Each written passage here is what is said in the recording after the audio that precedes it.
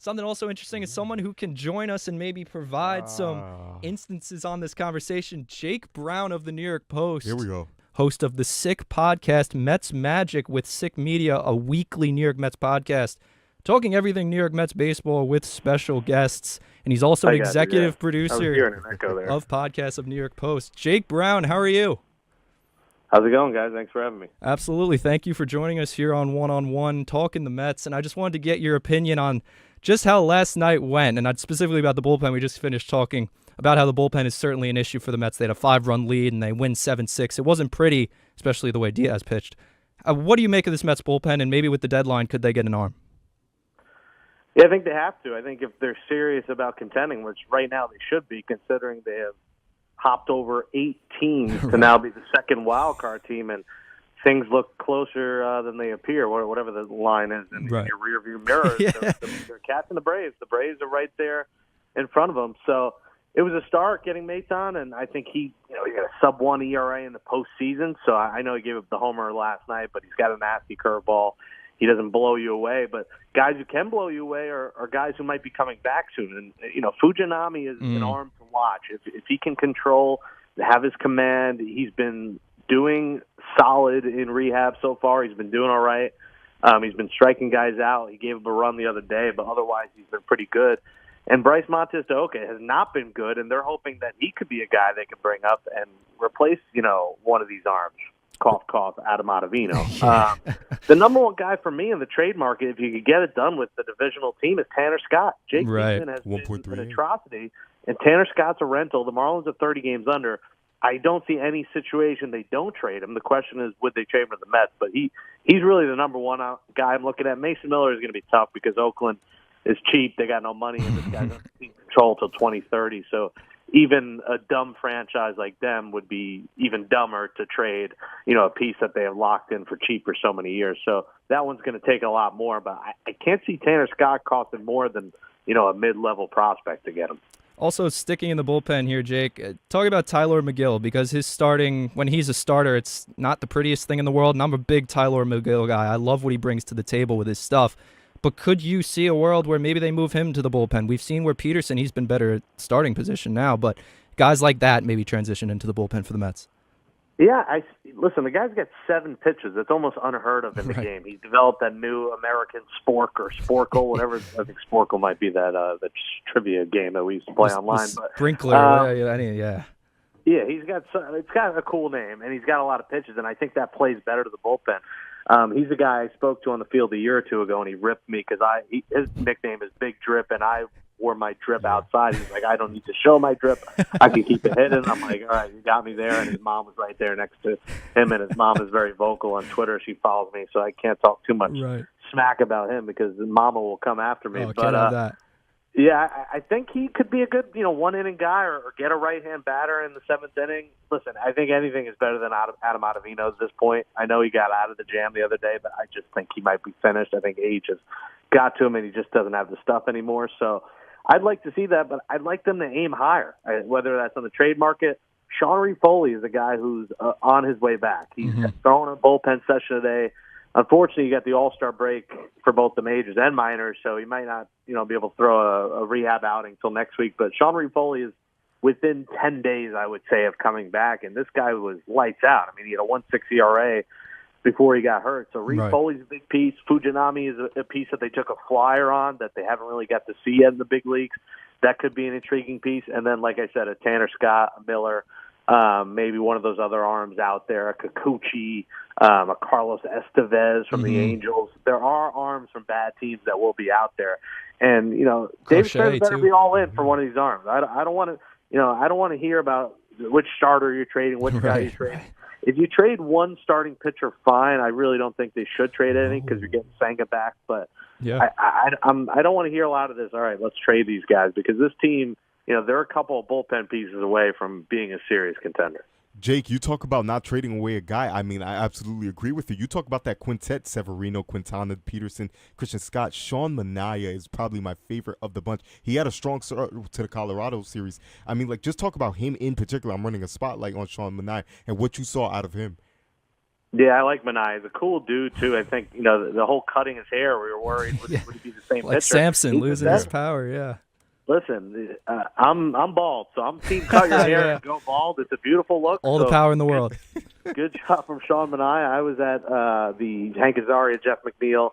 I hate saying Jeff McNeil's name. It pisses me off. We'll get but to I was that. at their charity poker event, and that Mani just has style. I needed to find out where he wouldn't tell me where he got his jacket, but he had this cool jacket. He has an aura and a swag about him that I like. So if they do trade an arm, I think a lot of Mets fans we'd rather it be Quintana. Severino's tough because he is really such an important piece of this clubhouse, and he is the OMG guy. Right. He is the OMG sign guy. So I know it's kind of a joke, like, oh, we can't trade OMG sign guy. But listen, I think that part of why this team has clicked is the fun they're having together and they're playing with each other. And I think you get rid of a Severino, that sends a message to the clubhouse, like, what are we doing here? And I think a lot of guys would be pissed off because I think he is well-liked in the clubhouse. I'm not saying Jose Quintana is not, but you can live with losing Quintana and then Senga coming back here in a few weeks. So it's going to be intriguing. You also don't have to trade anyone, and like the Mets have talked about, go with the six-man rotation. Right. I would have no issue with that either. So there are pieces you can trade without having to trade a starter. There are prospects you can trade without doing that. One of them I talked to, I hope they don't trade him because I like him, is Nick LaRusso, who just got called up to Double-A the other day. He's a third baseman, and I found it intriguing. He is watching what Mark Vientos is doing and what these major league third basemen are doing because that's the job they're coming for. But in the life of the minor leagues, you guys know, like, any day you could be gone and you're like a lottery ticket and you're sent away. So I'm curious which prospects, if any, they trade and what happens with that starting rotation. But gun in my head, you got to say we have to trade one starter. I'm going to go with Quintana. Perfect. Another guy who's on the trade block for the New York Mets, who at least is in speculation, Pete Alonso, Polar Bear. I mean, guys have been talking about him being the odd man out. What do you think his future is in the New York Mets uniform? Do you think he stays? I mean, what's going on there exactly? I would be surprised just because, again, like I said with Severino, the message it sends to the fan base the last 2 months of how loved he is. If they get blown away with an offer, I'm on the team. Do it. I'm on the team of he's a rental. I honestly don't think he will be back next season. I think he's going to go elsewhere. His agent is Scott Boras. He's going to demand a monster deal. He hasn't been that great this year. I mean, he has not been clutch. He hasn't had many memorable moments. I know everyone loves him, but he's not having an all-star year despite making the all-star game. And I think they haven't really won with him. Not saying it's because of him. I'm not on the team if Pete Alonso goes, the Mets' future is finished. I don't look at him as the leader of this team. I think that's clear. It's Brandon Nimmo and Francisco Lindor. He's not a captain. He's not a leader. So I don't think it's a smart move to trade him, but I would not give him like 7 years, $230 million, whatever it might cost. I'd definitely give him an offer. I'd give him, maybe 4 years, $100 million, 4 years, $125, something around the $25 to $28 million a year. But if he gets blown away somewhere else, I think you just got to let him go and you move on. Whether that's moving Vientos to first, whether that's getting someone like a Cody Bellinger, getting someone else out there. I don't think losing Alonso means the future is ruined, but I think you field offers in a trade, and you really got to be blown away. It's got to be a couple prospects and a reliever. It's got to be someone that, barring the Mets collapsing the next few weeks, which, knock on wood, let's hope that doesn't happen, you also have to get someone that's going to help you down the stretch if you do this. 241 average, 18 home runs, 49 RBIs, 772 OPS for Pete Alonso. We're talking to Jake Brown here on 90.7 FM of the New York Post. Jake, I want to get your expectations of this team, how they have changed, right? Because going into the season, myself included, I did not have the team performing to the expectations that they currently are. Were you in that same boat, and has your expectations changed? Yeah, I mean, going into the season, once they got J.D. Martinez, I think I predicted 85 wins. So, and 85 right now gets you into the playoffs, it looks like, in the wild card. Sadly, so I think that meant, the third wild card, whatever it ends up being. So, May was bad. I think you had a bad month. And, of course, like at the end of May, basically the day Jorge Lopez throws his glove and has the tantrum, that day felt like rock bottom. And I said on, Mets Magic on my podcast, I said, like, could this be a rebuild? Could this team be finished? I didn't see this coming. I didn't see this drastic of a turn on this quickly. Is it shocking per se? No, because guys were not performing. And now Brandon Nimmo has become a real star in that 2-hole and a guy who's going to finish with 100 RBIs. Francisco Lindor is the captain, is the guy, is the face of this franchise right now. Harrison Bader has been great. Mark Vientos is hitting with power. Francisco Alvarez comes back and is the franchise catcher. I mean, not only his bat, not only defensively, but the smile he brings, the aura he brings in that clubhouse, I think is undeniable. Everyone loves this guy, and there's something to guys having fun together, guys liking each other. Because, listen, last year guys didn't like each other. That clubhouse was broken. There was a lot of things behind the scenes not going right with that team. Guys were not hanging out with each other. Maybe some of that Scherzer, Verlander, maybe that's Buck Showalter not being aware of these things going on and that veteran manager. I love Buck, but I think it was the right move to move on from him. I think there was just a lot of things wrong with the team last year, and you're seeing a team that now likes each other. And Jose Iglesias, you can't overlook. OMG, Jake, OMG. Jorge Lopez is part of it, and that whole day. Francisco Alvarez is a big part of it, and him coming back. But not only Jose Iglesias is he hitting and plays defense, but again with the clubhouse and the aura, like OMG was out way before it came out to the public. Right. They were rallying around that song in the locker room before any of us had even heard it. Like, we might have heard a clip here and there, but we didn't hear the whole song until, a couple of weeks ago. OMG Friday, I'm calling it now. There are 8 home runs on the 2 OMG Fridays combined with the post-game concert and last night. So I think Iglesias has been the huge part of this turnaround. And, it's amazing that they continue to win with Jeff McNeil clogging the lineup and DJ Stewart some days clogging the lineup. I get McNeil, and you're paying him, and you're maybe trying to raise his trade stock. But if you're going to be serious and put the best team out there, it's got to be Taylor for now until Martin comes back, and it's got to be Iglesias. Enough of trying Jeff McNeil. What he brings to you is the occasional single, the occasional hit, the once-in-a-lifetime home run, and that's it. Like, defensively, he's nowhere near Jose Iglesias. The players clearly don't like him anywhere near Jose Iglesias. I just don't get why you're forcing the issue playing McNeil all the time. So I think Iglesias, guys liking each other, Alvarez, it's all, you can include Grimace in there. It's all made up for a fun summer that looked lost on Memorial Day. Well, yeah, you talk about Jeff McNeil and where he's been, and I think the days of him being a batting champion, unfortunately, are long over. But yeah, Jose Iglesias, the revitalization of him, and that's really the question for me because you have next year, picture next year, right? You got Luisán Acuna, hopefully will be in the big leagues full-time by next year. You got Ronnie Mauricio coming back from that ACL. You got Brett Beatty, too, around the infield for the Mets. You got Vientos, who seems, as far as I'm concerned, locked up third base. What are the Mets going to do with McNeil when a guy like Acuna and maybe Mauricio's coming up? And Iglesias, too. Yeah, a lot of people forget about Ronnie Mauricio, right. And I think he was going to be your everyday guy, whether that was second or third. Ronnie Mauricio was a spark plug last year. This guy, I mean, he was the young Jose Iglesias, essentially, like the guy that, got the troops going, and he gets on base. He could steal second. He could steal third. Heck, he could steal home. Ronnie Mauricio, man, I'm so mad that he, is essentially out for the year. Maybe there's a miracle he's back in late September, but he is the guy, and I think he needs to be a starter, assuming he's healthy next year.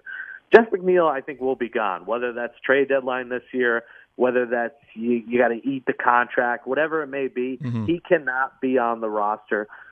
They've ate money before. They've ate money with Verlander. They ate money Scherzer. Sometimes you just got to eat the money. They have the owner that's able to do it. So I don't think Jeff McNeil is part of the future. Acuna is going to be interesting. Is he going to be an infielder? Is he going to be an outfielder? Right. You have some versatility with them.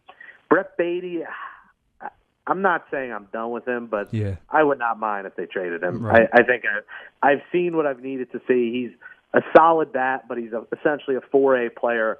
I don't know if there's any place for him here. I think Vientos is kind of cementing himself.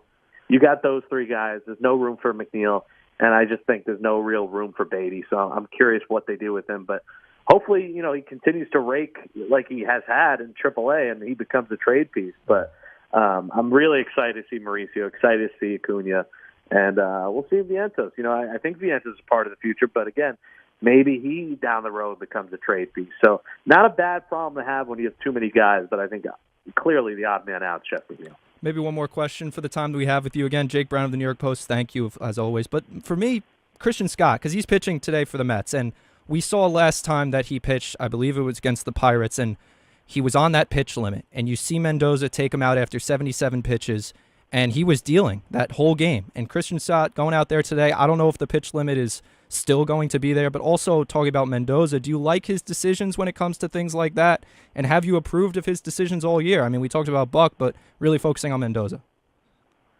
Yeah, I bashed him when it happened, but then after the game, he essentially confirmed what I might have thought, and that it came from above. And, right. I mean, come on, guys. Like, you're in the middle of a playoff race. Letting him face one more freaking batter is not going to lead to his arm coming off. Can we be serious here? 77 pitches. Let him face one more batter. Have a feel for the game. You know, it would have been interesting to see if Mendoza left him in, what happens what's said after the game. Does Stearns go down to his office and have a talking with him? What does it, he's not going to get fired, but what happens if he were to stay in the game? But, I think if you're serious about winning, you can't be doing it. If there's an actual pitch count and worry with Scott, then shut him down. Like, right. I know there was the story of, he almost had Tommy John surgery last year, and they were able to get him through it. Like, he's clearly not going to make it through September, and I think the Mets will be okay because if Senga does come back, they can survive. I think that's also another reason why it's a tough sell for me to trade away any starting pitching, because it's clear Christian Scott is not going to get through September, and if the Mets make it October there, because in a game in July he can't get to 80 pitches. So I hated that move, but I'm not going to really blame Mendoza if they came from above.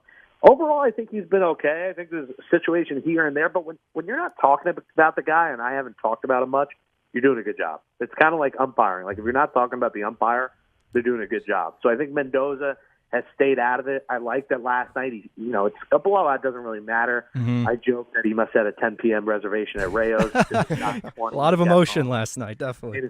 Listen, it's a Friday night. Those dinner reservations are tough, so I don't blame him. But overall, I've been fine with him. I don't think he's the most fiery manager. I don't think he's the most outspoken, but clearly guys are playing for him and they like him, and he kind of lets them do what they want. And I think a big part of it too, like, you can't overlook that the fact he's a Spanish-speaking manager. Like, he's bilingual. So many of the players are Spanish. OMG, is in Spanish. Got Alvarez too, and his ability to speak English now, which is unbelievable. Guys like that they could communicate in their language with their manager, and I think Buck's not saying that's a knock on really Buck Showalter, but I think in terms of relatability and playing for a guy, when you could joke with a manager in Spanish and joke with a guy and tell it how it is, I think that's important. So I've liked Mendoza. I'm not in love with him. I don't know if he's the manager of the future yet, but he hasn't done much for me to be like, fire Mendoza. Right. Well, thank you so much, Jake Brown of the New York Post, executive producer of podcasts, and thank you so much for joining us. We know you're big time, but if you're ever on the 10th floor of 1221, make sure to say hi to me. I do got to come down there. I almost never go to the office. I'm going ahead of the game now, and I'm just praying that these bucket hats will fit my gigantic head. Like, I'm sick of them fat shaming with the large jerseys and shirts, not doing XL. Yeah, I saw that. Give me a freaking bucket hat that'll fit my dome so I can wear it and avoid my head getting burned. Thanks for having me, guys. Thanks, Jake. We'll talk soon. See you guys. That was Jake Brown, everybody of the New York Post. Always great to speak to him, any of the Post guys. We had Brandon London on last week, and it was awesome. But that's great, and a lot from Jake there, because you talk about, Madi, the concerns of this team and how serious they are. And to him, he doesn't sound too concerned. Like, he knows what needs to be done. McNeil needs to be gone, right? Things like have to happen.